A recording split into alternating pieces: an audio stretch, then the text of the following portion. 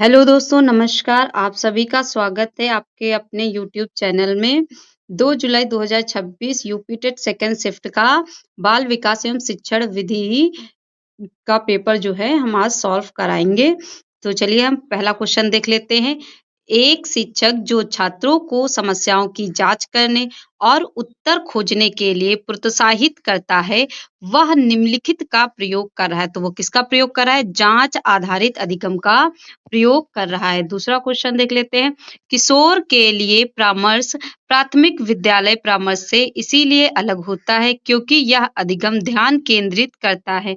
तो किसके लिए ध्यान केंद्रित? पहचान एवं और आत्म-सम्मान संबंधित मुद्दों की। तो दूसरे का भी हमारा पहला ऑप्शन सही हो जाएगा। तीसरा क्वेश्चन देखते हैं। एक ऐसा सुविधाकार जो समूह चर्चा और सुदृढ़ीकरण को जोड़ता है, वह इसका प्रयोग कर रहा है। तो किसका प्रयोग कर रहा है? व्यवहारवाद और सामाजिक संरचनावाद का प्रयोग कर रहा है। चलिए चौथा क्वेश्चन देख लेते हैं। शिक्षण में बाल विकास को समझने की आवश्यकता महत्वपूर्ण है क्योंकि चौथे का हमारा सही आंसर हो जाएगा ए। यह शिक्षण को विकासात्मक तत्परता के साथ संरेखित करने में मदद करता है।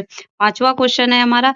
जो शिक्षक पाठों को वर्तमान सामाजिक मुद्दों से जोड़ते हैं वे को बढ़ावा दे रहे हैं। तो वो किसको बढ़ावा दे रहे हैं? संदर्भित अधिगम को बढ़ावा दे रहे हैं। चलिए छठा नंबर क्वेश्चन देख लेते हैं। कार्यात्मक व्यवहार मूल्यांकन समावेशन का समर्थन करता है क्योंकि यह है। तो यह क्या है? व्यवहार के पर्यावरणीय कारकों की पहचान करता है। इसका भी हमारा ए ऑप्शन सही हो जाएगा। सातवां क्वेश्चन है हमारा। विकास में आनुवंशिकता और पर्यावरण परस्पर क्रिया करते हैं क्योंकि पर्यावरण आनुवंशिक क्षमता को आकार देता है। तो वहाँ सही ऑप्शन ए हो जाएगा। आठवां क्वेश्चन देख लेते हैं। स्फूर्ति अनुकूलन मुख्य रूप से किससे संबंधित है? तो यह किससे संबंधित है? अपने नियंत्रण में व्यवहार। नवा क्वेश्चन देख लेते हैं। किशोर में संतुलित विकास इनके बीच परस्पर क्रिया पर निर्भर करता है। तो किस पर निर्भर करता है? आनुवंशिकता और पर्यावरणीय पर निर्भर करता है। इसका चौथा सही हो जाएगा हमारा ऑप्शन 9 का।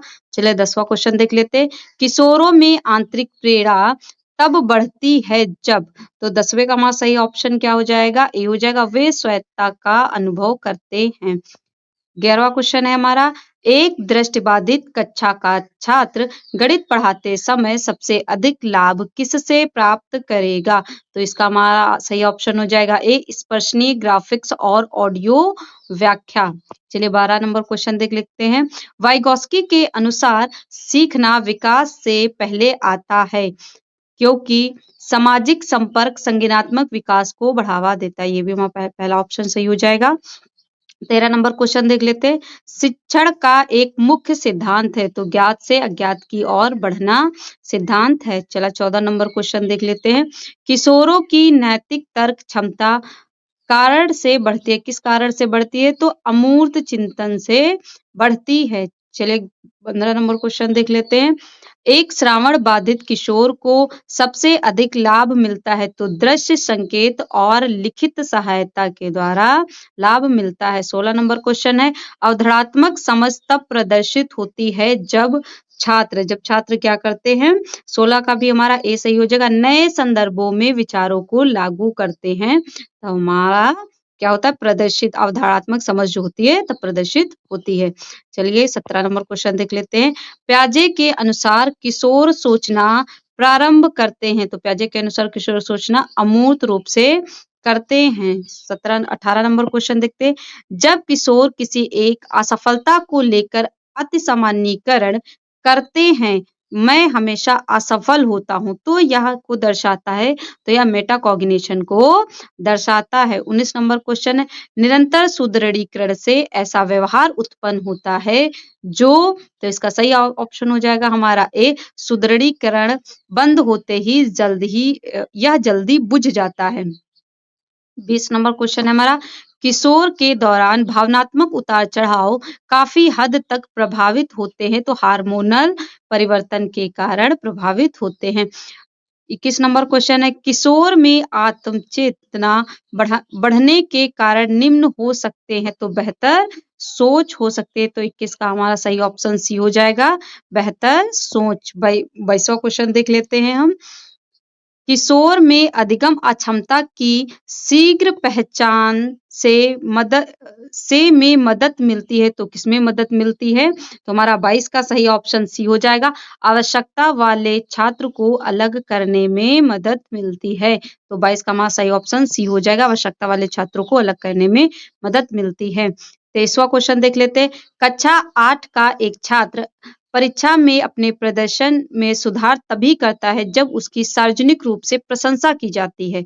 यह सबसे अच्छी तरह से दर्शाता है, तो ये किसको दर्शाता है? तो 23 का हमारा सही आंसर हो जाएगा फर्स्ट, स्फूर्ति अनुकूलन।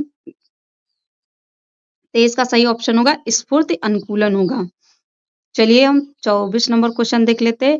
किशोर में सहकर्मी मार्गदर्शन बढ़ता है, तो किस कारण बढ़ता है? तो 24 का हमारा सही ऑप्शन हो गया सामाजिक एकीकरण के कारण बढ़ता है। 25वां क्वेश्चन है। स्फूर्ति अनुकूलन शास्त्रीय अनुकूलन से इसीलिए अलग है क्योंकि इसमें क्या होता है? तो 25 का हमारा डी हो जाएगा, स्वैच्छिक अनुक्रिया शामिल होती है, इसीलिए अनुकूलन स्फूर्ति क्या होती है? इससे अलग होती है, तो हमारी स्वैच्छिक अनुक्रिया शामिल होती है। 26 नंबर क्वेश्चन है। शिक्षण की प्रभावशीलता तब बेहतर होती है जब, तो हमारा 26 का सही आंसर हो जाएगा डी, विधियां अधिगम उद्देश्यों के अनुरूप है। 27 नंबर क्वेश्चन है हमारा। माता पिता के विचारों को अस्वीकार करने और स्वतंत्र विचार विकसित करने वाले किशोर बातों को दर्शाते हैं, तो 27 का हमारा सही ऑप्शन हो जाएगा पहचान की खोज।